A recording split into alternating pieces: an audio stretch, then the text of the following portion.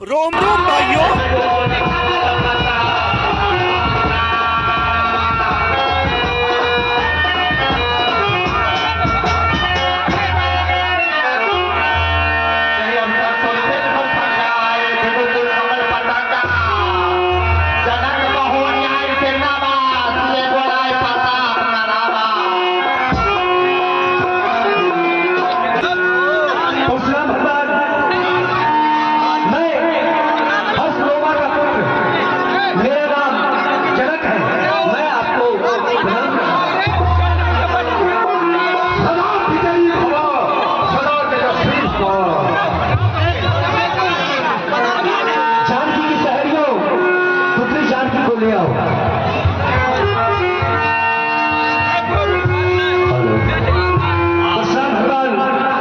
ये मेरी पुत्री जानकी है, आपको ये प्रदान करेगी।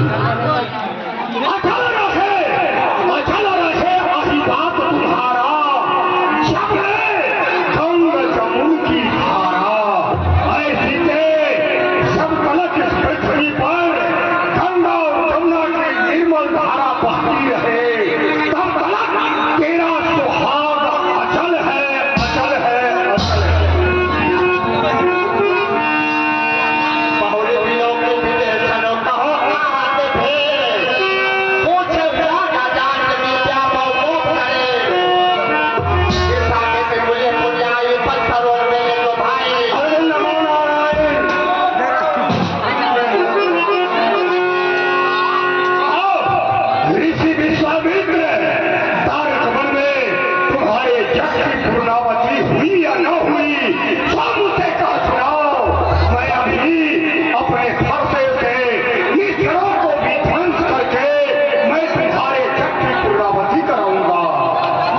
नहीं परशुराम जी, हमारी यज्ञ की पूर्णाहुति हो चुकी है।